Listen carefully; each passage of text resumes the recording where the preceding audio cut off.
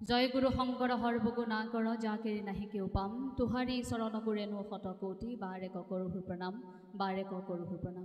কৃষ্ণ শান্তিপাৰ গাঁৱৰ এই পবিত্ৰ অনুষ্ঠানটিত উপস্থিত থকা মোৰ প্ৰতিগৰাকী জ্যেষ্ঠ প্ৰতিগৰাকী ভকত বৈষ্ণৱৰ শ্ৰীচৰণত আমি সেৱা জনালোঁ আৰু আশা কৰিছোঁ আপোনাৰ সব কুশলে আছে। আৰম্ভণিতে কৈ লওঁ, স্বাস্থ্যটো অকণমান বেয়া, কিন্তু গোবিন্দ ফুকন ডাঙৰীয়া ইমান জোৰকৈ ধৰিলে নাহিলেই নহ'ব, আহিবই লাগিব। গতিকে অকণমান চিকিৎসকৰ পৰামৰ্শ লৈ হ'লেও আপোনালোকৰ আশীৰ্বাদ গ্ৰহণ কৰিবলৈ আহিলোঁ। অকণমান অসুস্থতাৰ বাবে মই মানসিক আৰু শাৰীৰিকভাৱে দুৰ্বল হৈ আছোঁ। গতিকে সেইখিনি ক্ষেত্ৰত আপোনালোকে আশীৰ্বাদ কৰিব বুলি মই আশা কৰিছোঁ। কৃষ্ণ ইমান সুন্দৰ এটি বিষয়বস্তুৰে এভাগী আলোচনা চক্ৰ। মই প্ৰথম ভাগৱত পাঠ আৰু ব্যাখ্যাৰ যি এমাহজোৰা প্ৰচেষ্টা তাৰ বিষয়ে অকণমান কৈ ল'ব বিচাৰিছোঁ। আজিৰ এই সময়ছোৱাত প্ৰত্যেকটো দিনেই আমি অনুভৱ কৰোঁ যে ইতিবাচক কথাবোৰতকৈ আমাক নেতিবাচক কথাবোৰে বেছি খুন্দিয়ায়। ঋণাত্মক কথাবোৰে আমাক যথেষ্ট আঘাত দিয়াৰ সময় এয়া। আমি এনেকুৱা এখন যুঁজত যুঁজি আছোঁ। গতিকে তেনে সময়ত আপোনাসবে এমাহ ধৰি ইয়াত আপোনালোকে ভকতিৰ অমিয়া ৰস পান কৰিবলৈ আহিছে। ইয়াতকৈ আৰু আধ্যাত্মিকতাৰ ডাঙৰ উদাহৰণ মই ভাবোঁ একো হ'ব নোৱাৰে। গতিকে এমাহ ধৰি আপোনালোকে ঈশ্বৰৰ ওচৰলৈ আহি ঈশ্বৰৰ যি গুণানুকীৰ্তন কৰিছে, যি ভাগৱত শাস্ত্ৰভাগীৰ পাঠ আৰু ব্যাখ্যাৰ আপোনালোকে আয়োজন কৰিছে এমাহ ধৰি, সেই প্ৰচেষ্টাক আৰম্ভণিতে আমি শলাগ লৈছোঁ আৰু ইমান সুন্দৰ এটি বিষয়বস্তুৰে আমাকো অকণমান দুই এটা মনৰ কথা ক'বলৈ আপোনালোকে সুযোগ প্ৰদান কৰিছে। তাৰ বাবে আৰম্ভণিতে মই আপোনাসবৰ শ্ৰীচৰণত কৃতজ্ঞতা জনাইছোঁ। লগতে মই ভগৱন্তৰ ওচৰত কৃতজ্ঞতা জনাব লাগিব, কাৰণ প্ৰভুৱে নিমিলালে একো নহয়। হয়তো প্ৰভুৱে কিবা এটা মিলাইছে আপোনালোকৰ ওচৰলৈ আহিবলৈ, সেই সুযোগ সুবিধা মিলোৱাৰ বাবেহে মই আপোনাসবৰ মাজলৈ আহিবলৈ আচলতে এই ধৰণে মিলাব পাৰিম। গতিকে প্ৰভুৱে মিলালে আৰম্ভণিতে মই প্ৰভুৰ চৰণত সেৱা জনাইছোঁ। আধ্যাত্মিক ৰস আপোনালোকে এইকেইটা দিন পান কৰি আছে, এমাহ হৈছে, আৰু এটা বা দুটা বছৰীয়া কাৰ্যসূচী নহয়, এয়া 10ম বাৰ্ষিক। ইমানকেইটা বছৰ আপোনালোকে এনেধৰণে ইমান সুন্দৰকৈ ইয়াত একেটা অনুষ্ঠান আপোনালোকে জীয়াই ৰাখিবলৈ চেষ্টা কৰিছে। এইটো আপোনালোকৰ বাবে এটা ডাঙৰ শক্তি। গতিকে মই আশা কৰিছোঁ এইটো 10ম বৰ্ষতে থমকি নৰক, এটা দীঘলীয়া যাত্ৰাত যাওক, যাতে অসমৰ বিভিন্ন প্ৰান্তত এই শান্তিপাৰ নামঘৰৰ এমাহজোৰা ভাগৱত পাঠ আৰু ব্যাখ্যানুষ্ঠানটি এক উদাহৰণ হৈ পৰক। আপোনালোকক চাই আনেও আয়োজন কৰক যে আমিও পাৰোঁ নেকি পবিত্ৰ ভাদ মাহত এমাহজোৰা ভাগৱত পাঠ আৰু ব্যাখ্যা অনুষ্ঠান আয়োজন কৰিবলৈ। সেই শিপাডাল ইয়াৰ পৰা আৰম্ভ হওক, মই তাৰে কামনা কৰিছোঁ। এতিয়া বিষয়বস্তুত বৰ্তমান সময়ত আই আৰু যুৱ প্ৰজন্মক আধ্যাত্মিকতাৰ প্ৰয়োজনীয়তা বুলি উল্লেখ কৰিছে, কিন্তু ইয়াত বাপসকলৰ কথা উল্লেখ নাই, পুৰুষ বুলি উল্লেখ নাই। গতিকে মই অকণমান সলাই আমাৰ সুবিধা হোৱাকৈ আমি এইটো ক'ব পাৰোঁ নেকি যে বৰ্তমান সময়ত আমাক আধ্যাত্মিকতাৰ প্ৰয়োজনীয়তা, আধ্যাত্মিকতা কেৱল নাৰীসকলকেই লাগে নেকি? আধ্যাত্মিকতা কেৱল যুৱ প্ৰজন্মকেই প্ৰয়োজন নেকি? বাপসকল ৰৈ গ'লে নহ'ব নহয়। গতিকে বিষয়টো অকণমান সলাই আমি আমাৰ সুবিধামতে কি কৰি লৈছোঁ, আমি এতিয়া বিষয়বস্তু এই ধৰণে অনুভৱ কৰিম যে বৰ্তমান সময়ত আমাক আধ্যাত্মিকতাৰ প্ৰয়োজনীয়তা। যদি মই ভাৰতবৰ্ষৰ দৰ্শনৰ পৰা আৰম্ভ কৰোঁ, তেন্তে আমি সমগ্ৰ ভাৰতবৰ্ষ দৰ্শনৰ ভিত্তিত জীয়াই থকা এখন দেশ। আমাৰ দৰ্শন আছে, য'ত আমাৰ আধ্যাত্মিকতা আছে। আমাৰ সভ্যতা সংস্কৃতিয়ে আধ্যাত্মিকতাৰ কথা কয়। গতিকে আমাৰ সেই দৰ্শনত অতীন্দ্ৰিয়, অলৌকিক আৰু পাৰমাৰ্থিক সত্তা, এই তিনিটাৰ ওপৰত মূলতঃ নিৰ্ভৰ কৰে। গতিকে ভাৰতীয় সভ্যতা সংস্কৃতিয়ে আপোনাক প্ৰতি মুহূৰ্তত আধ্যাত্মিক হ'বলৈ শিকাইছে। আমি যিখন দেশত যুদ্ধৰ সময়ত শিষ্যই গুৰুৰ পৰা আশীৰ্বাদ লয়, যিখন দেশত মাতৃৰ আজ্ঞা পালন কৰিবলৈ গৈ নিজে জয় কৰি অনা ভাজ্যাক ভাতৃৰ সৈতে ভাগ কৰি ল'ব পাৰে, যিখন দেশত নিজৰ ভৰ যৌৱন ত্যাগ কৰি পিতৃৰ বচন ৰাখিবৰ বাবে প্ৰতিজ্ঞা পূৰণৰ অৰ্থে সেই সকলো মায়ামোহ ত্যাগ কৰি 14 বছৰ বনবাস খাটিব পাৰে, সেইখন দেশত যদি যুৱ প্ৰজন্ম উশৃংখল, সেইখন দেশত যদি যুৱ প্ৰজন্মক লৈ নেতিবাচক কোনোৱে কিবা কথা কয়, আমিবোৰে জানো কষ্ট নাপাওঁ? আমাৰ সভ্যতা সংস্কৃতি, আমাৰ শিপা, অসমৰ সভ্যতা সংস্কৃতি শিপা, ই আধ্যাত্মিকতাৰ সৈতে বৰ সুন্দৰকৈ বান্ধ খাই আছে। গতিকে এই বান্ধ খাই থকা উপলব্ধিটো এতিয়া আমি কেনেকৈ কৰিছোঁ? হয়তো আজিৰ পৰা বহু বছৰ আগতে এই বিষয়বস্তুৰ প্ৰয়োজনীয়তা নহ'লহেঁতেন, কিন্তু আজি প্ৰয়োজন হৈছে। আজিৰ পৰা 10 বছৰ আগৰ সমাজখন, আমাৰ ইয়াত জ্যেষ্ঠসকল বহি আছে, সেইসকলক কেতিয়াও কোনো বক্তা মাতি আনি হয়তো এনেধৰণে আলোচনা কৰিবলগীয়া পৰিৱেশ সৃষ্টি হোৱা নাছিল যে আমাক আধ্যাত্মিকতা লাগে। কিন্তু আজিৰ সময়ত হৈছে, আজিৰ সময়ত পিতৃ মাতৃৰ বুকুখন হাহাকাৰ কৰি থাকে। আমি আধ্যাত্মিকতাৰ শিক্ষা কেনেকৈ দিব পাৰিম সন্তানক? আমি আধ্যাত্মিকতাত কেনেকৈ থাকিম? গাঁওখনত আধ্যাত্মিকতা কেনেকৈ থাকিব? আধ্যাত্মিকতা কি, কেনেকৈ, কিয় প্ৰয়োজন আমাৰ জীৱনত, তাক লৈ আপুনি মই এতিয়া ধৰফৰাই ফুৰিছোঁ, যাৰ বাবে এতিয়া আপোনালোকে আজি আমাক আমন্ত্ৰণ জনাই আনিছে। হয়তো ভাগৱত ব্যাখ্যাৰ বাবে তেনেধৰণে আপোনালোকৰ গাঁওখনৰ আটাইতকৈ বয়োজ্যেষ্ঠগৰাকীক দায়িত্ব দিছে।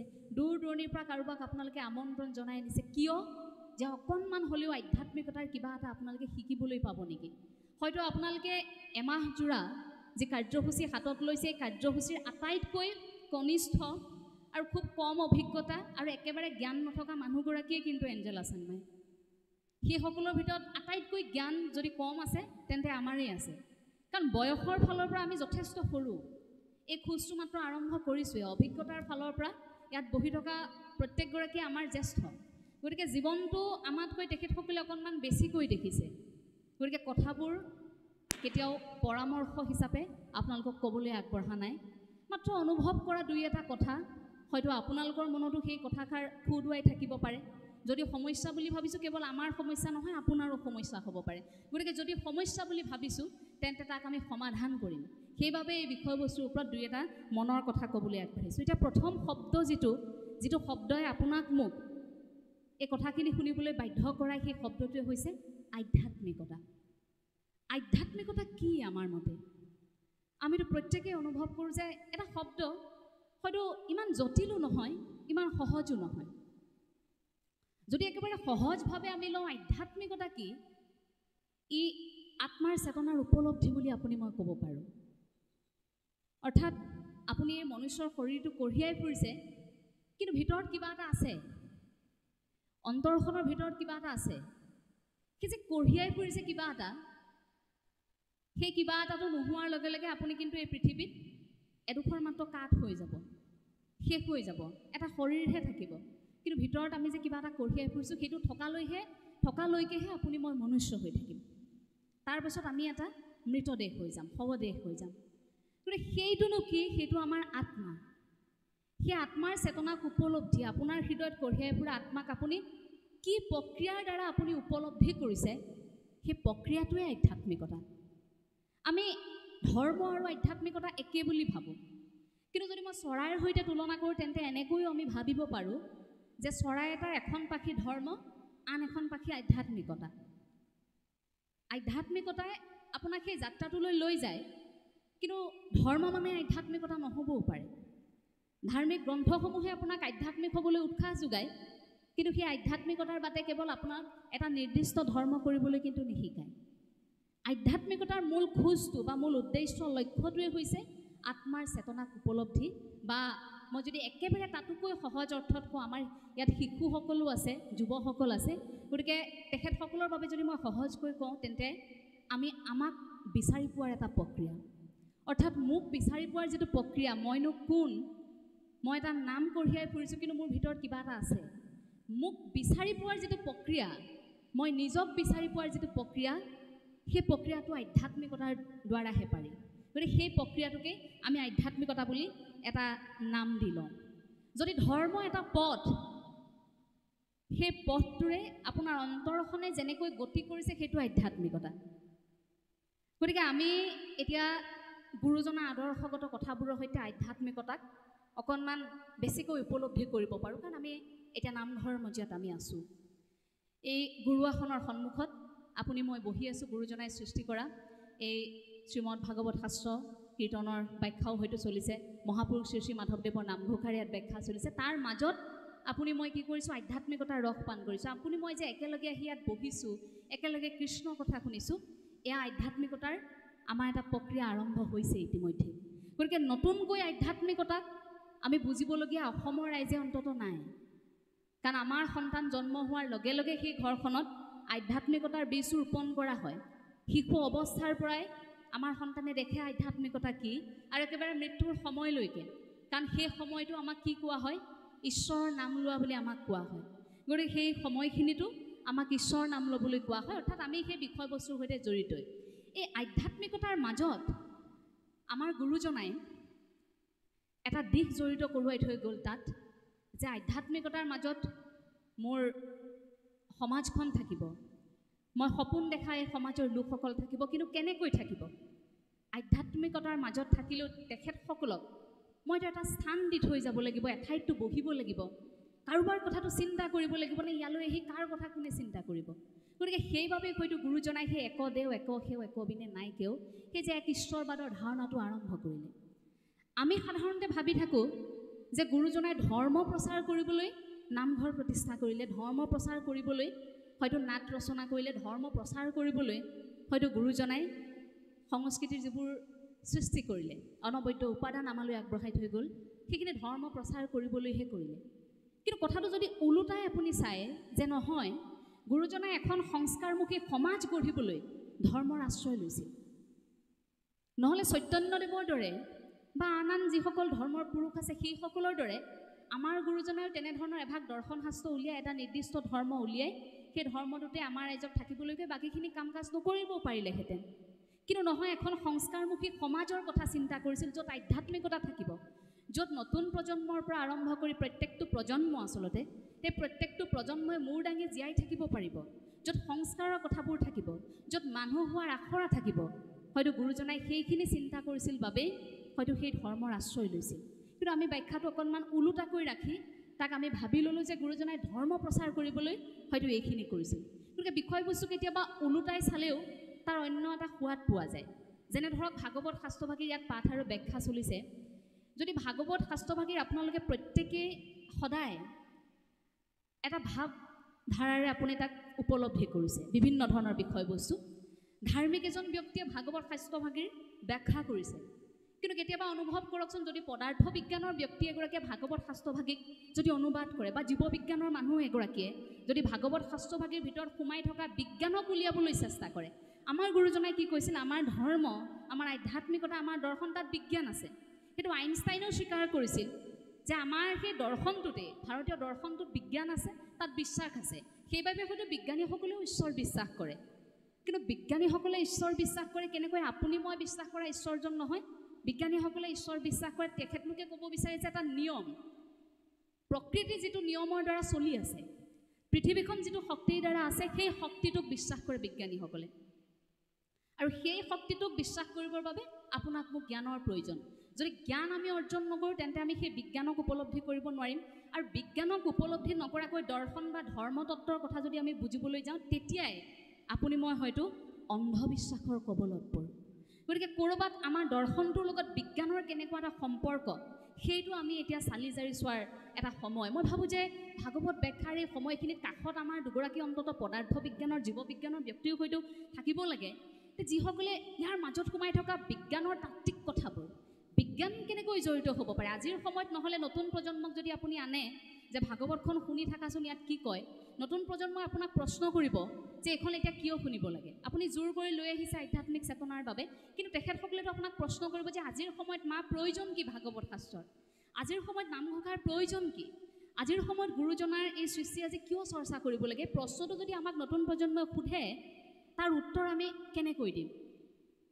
মই ভাবোঁ যে নতুন প্ৰজন্মৰ প্ৰশ্নৰ খুদুৱনি, বুকুৰ মাজত সোমাই থকা প্ৰশ্নবোৰৰ উত্তৰ বিজ্ঞানৰ জৰিয়তেও আমি দিব পাৰিব লাগিব।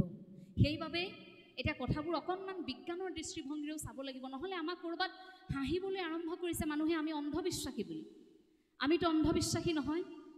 আমাৰ গুৰুজনাইতো অন্ধবিশ্বাস কৰিবলৈ শিকাই থৈ যোৱা নাছিল আমাক বিজ্ঞানৰ সেই তত্ত্ব উপলব্ধি কৰি আধ্যাত্মিকতাৰ জ্ঞান লৈ দৰ্শনক উপলব্ধি কৰিবলৈ শিকাইছিল।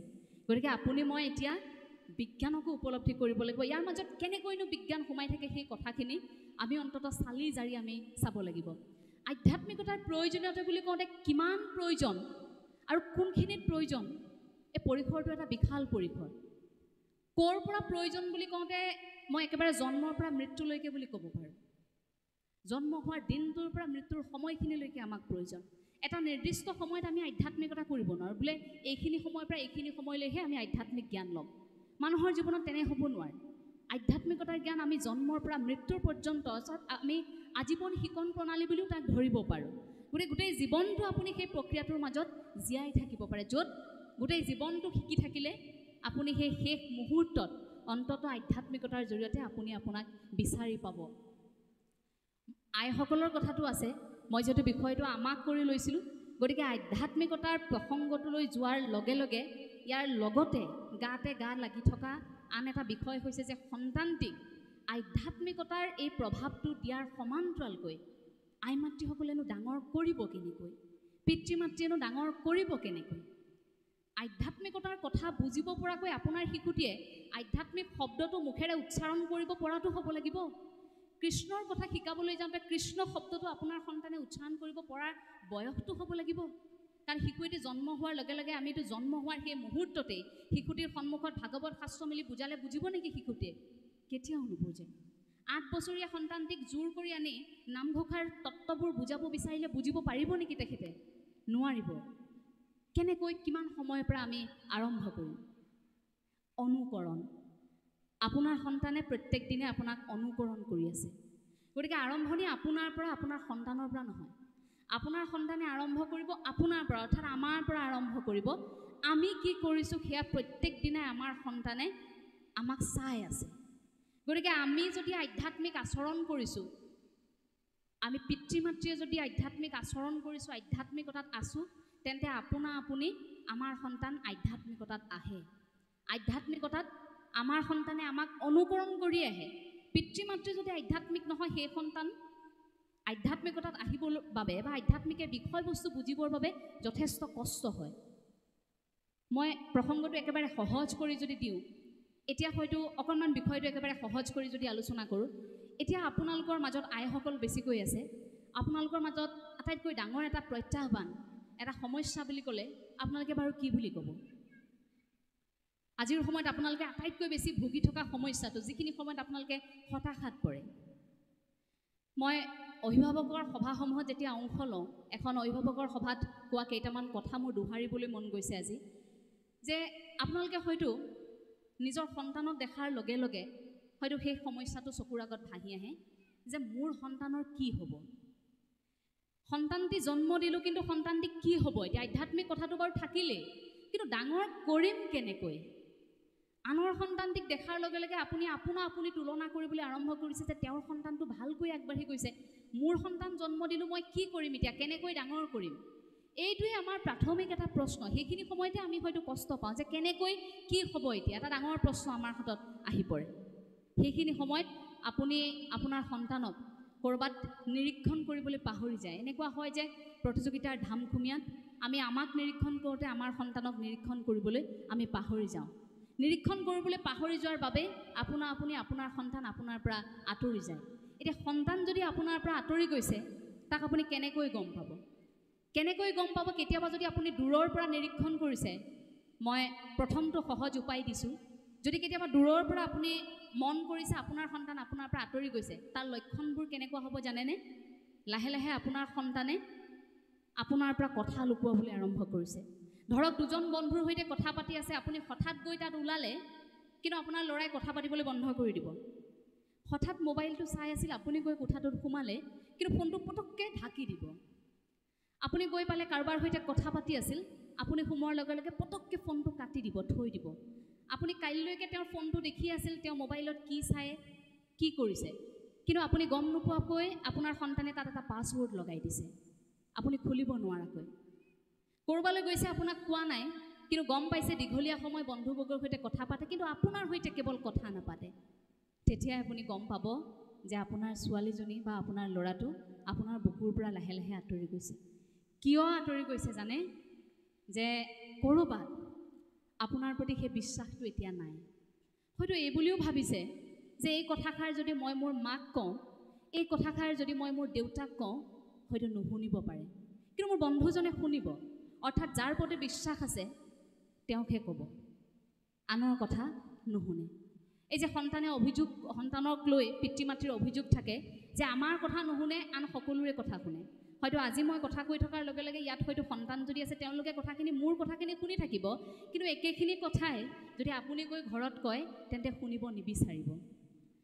যদি আনৰ পিতৃ মাতৃয়ে কথাষাৰ ক'লে তেওঁলোকে সেইটো শুনিব বিচাৰিব, কিন্তু আপুনি ক'লে নুশুনে, তেতিয়া আপুনি অস্বস্তিত পৰে। আৰে একেখিনি কথা মই কৈ আছোঁ তোমালোকে নুশুনা কিয়? আপুনি ক'ৰবাত খং কৰে তেওঁলোকক, আমি একেখিনি কথা কৈ আছোঁ তোমালোকে নুশুনা, বেলেগে ক'লে কিয় শুনা? অস্বস্তিত পৰে। তাৰ কাৰণটো সেইটোৱে যে আপুনি ক'ৰবাত আপোনাৰ সন্তানৰ বিশ্বাসক জয় কৰিব পৰা নাই।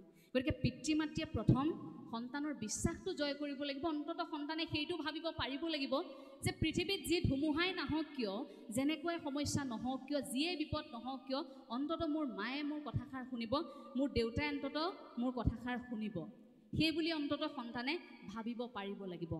সন্তানে কেতিয়াবা খং কৰে নেকি? এই যে হঠাৎ সৰু এটা কথাত আপোনাৰ সন্তানে আস্ফালন কৰি উঠিছে, হঠাৎ বস্তুবোৰ দলিয়াইছে, ইটো ৰুমৰ বস্তু সিটো ৰুমত পেলাইছে, আচবাব এটা ভাঙি পেলাইছে, আপুনি খং কৰিছে, পিটিছে তাক, গম নোপোৱাকৈ দেউতাক নহাকৈ মাকে দুচাট লগাই দিছে, খুব পিটিছে, আপুনি বাৰে বাৰে কৈছে এইটো নকৰিবা, কিন্তু তেওঁ কৰিছে। আপোনাৰ খং উঠিছে, আপুনি ভাবিছে এইবোৰ ল'ৰা ছোৱালী কি আধ্যাত্মিক শিক্ষা দিম, ই দেখোন মোৰ কথাকে নুশুনে। কাৰণ আধ্যাত্মিকতাৰ শিক্ষা শিকাবলৈ যোৱাৰ সমান্তৰালকৈ আপুনি প্ৰথমে শিষ্টাচাৰতে বিফল হৈছোঁ বুলি ভাবিব। সেইখিনি সময়ত আপোনাৰ কেনেকুৱা লাগিব মনটো যে মোৰ ল'ৰাই মোৰ কথা নুশুনে? খং কৰে। কেতিয়াবা সন্তানে কোনো কাৰণ নোহোৱাকৈ হঠাৎ দেখিব খং উঠিছে, দৰ্জাখন জোৰত বন্ধ কৰি ইটো ৰুমত সোমাই আছে, আপোনাৰ একো কোৱা নাই। আপুনি সেই মুহূৰ্তটো সন্তানক দুখ নিদিব। দুখ এইবাবেই নিদিব কাৰণ শিশু মনোবিজ্ঞান মই যেতিয়া অধ্যয়ন কৰিছিলোঁ তাত মই এই কথাষাৰ পঢ়িবলৈ পাইছিলোঁ।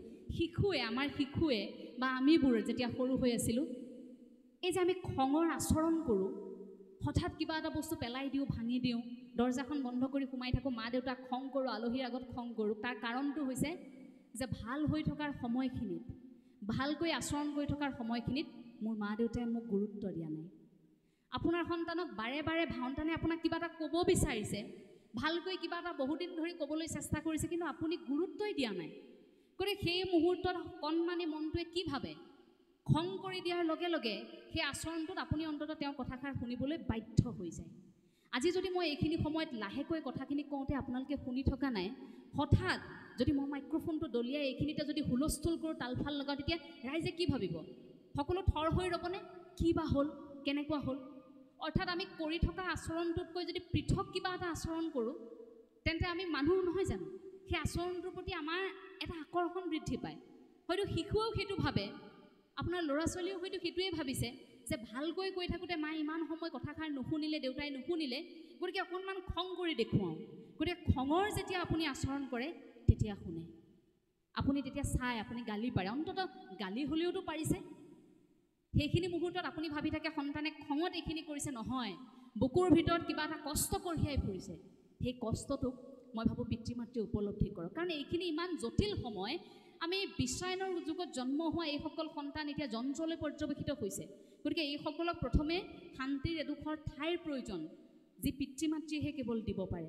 গতিকে আধ্যাত্মিক শিক্ষাৰে আপুনি আপোনাৰ সন্তানৰ বিশ্বাস প্ৰথমে জয় কৰিব লাগিব, আৰু তাৰ পাছত আপোনাৰ সন্তানক অকণমান আন দিনাতকৈ বেছিকৈ গুৰুত্ব দিব লাগিব। আপোনাৰ সন্তান কেতিয়াবা ভয়াতুৰ নেকি? আপুনি দেখিছে ল'ৰাটোৱে খুব ভয় কৰে, মানুহৰ আগত দেখোন কিবা এটা ক'বলৈ পঠিয়ালে ক'ব নোৱাৰে। আপুনি কিবা এটা কৰিবলৈ পঠিয়াই 10জনৰ আগত থিয় হৈ মাইক্ৰফোনটো ধৰিব নোৱাৰে, ভয় কৰিছে। যিকোনো এটা কাম, শ্ৰেণীকোঠাত কিবা এটা ক'বলৈ দিছে, আপুনি ঘৰত আহি সুধিছে, সি কোৱা নাই, পৰা নাই, আপুনি দুচাত আকৌ মাৰিছে, তই কিয় ইমান ভয় কৰিছ, কৰ, আপুনি জোৰ দিছে, কিন্তু কৰা নাই, কিয় কৰা নাই? তাৰো দুখটো মই আমালৈ ঠেলোঁ। আমিয়ে হয়তো কিবা এটা ক'ৰবাত কৰিছোঁ নেকি? সন্তান ভয়াতুৰ হৈছে, তাৰ মানে কি? ক'ৰবাত শিশু মনোবিজ্ঞানে কি কয় যে ক'ৰবাত আমি সন্তানৰ সমস্যা ইমানেই সমাধান কৰিবলৈ আগবাঢ়িলোঁ যে সন্তানে নিজৰ সমস্যা সমাধান কৰিব নোৱাৰা হৈ থাকিল। প্ৰতিটো মুহূৰ্তত আমি সন্তানৰ সমস্যাবোৰ এনেকৈ সমাধান কৰি দিওঁ, একেবাৰে শিক্ষকে দিয়া হোমৱৰ্কটোৰ পৰা, অৰ্থাৎ গৃহ কাৰ্যটোৰ পৰা আৰম্ভ কৰি, হাতৰ কামটোৰ পৰা আৰম্ভ কৰি, সেই হাতৰ কামটো আমি কৰি দিওঁ ঘৰখনত। গৃহ কাৰ্য দৌৰা দৌৰি হ'লে আমি কৰি দিওঁ, ল'ৰাটোৱে মাৰ নাখাওক ময়ে কৰি দিওঁ দে, আপুনি কৰি দিয়ে। সেই সন্তানৰ সমস্যাবোৰ আপুনি সমাধান কৰি দিয়ে। কাপোৰযোৰ আপুনি ধুই দিয়ে, টেবুলখন আপুনি সামৰি দিয়ে, নোৱাৰাটো আপুনি কৰি দিছে, তেওঁক কৰিবলৈ আপুনি একোৱেই দিয়া নাই। ভাতকেইটাও আপুনিয়ে খুৱাই দিছে, মাত্ৰ তেওঁ গিলিবহে লাগে, পাৰিলেতো আপুনি চুবাইও দিব। আমি তেনেকুৱা কৰা নাইনে? গতিকে যদি ভাতকেইটাও সানি তেনেকৈ খুৱাই দিছোঁ শিশুটিক, সৰুৰ পৰা আত্মনিৰ্ভৰশীল হ'বলৈ আপুনি মই শিকোৱাই নাই, তাৰ পাছত সেই সন্তানটি ভয়াতুৰ নহয় কি হ'ব? সি ভয় কৰে, সি ভাবে যে সকলো সময়ত মা দেউতা মোৰ লগত থাকে, আজি মোৰ লগত মা দেউতা নাই, ভয় খাই আন 10জনৰ কাষলৈ যাবলৈ। গতিকে সেইখিনি সময়ত এটা মানসিক চাপ এনেকুৱা হয় যে মা দেউতা সদায় থাকে, এদিন নাথাকিলে মোৰ কি হ'ব? সেই ভয়টোৱে তেওঁক লাহে লাহে লাহে লাহে এটা মানসিক চাপলৈ তেওঁক লৈ যায়। গতিকে সেই মানসিক চাপটো যাতে বৃদ্ধি নাপায় তাৰ বাবে আপুনি মই শিশুৰ সমস্যাবোৰ আমি ঘৰতে লাহে লাহে তেওঁলোকক সমাধান কৰিবলৈ দিব লাগিব। সেইটো আমি আধ্যাত্মিকতাৰ জৰিয়তে কেনেকৈ নিজক বুজিব? আধ্যাত্মিকতাৰ জৰিয়তে নিজক বুজিলেহে তেওঁ নিজেই গম পাব যে মোৰ এইটো সমস্যা। যদি নিজকেই বুজি নাপাওঁ তেন্তে আমি সমস্যাবোৰ কেনেকৈ বুজিম? গতিকে আধ্যাত্মিকতাৰ আমাৰ সেইখিনিতে প্ৰয়োজন, য'ত আধ্যাত্মিকতাৰ জৰিয়তে শিশুটিয়ে নিজক বুজি প্ৰথমে সমস্যাবোৰ উলিয়াই ল'ব যে এইকেইটা মোৰ সমস্যা, এইখিনি মই এতিয়া সমাধান কৰিম। সেইখিনি ক্ষেত্ৰত আপুনি মই সদা সচেতন হ'ব লাগিব।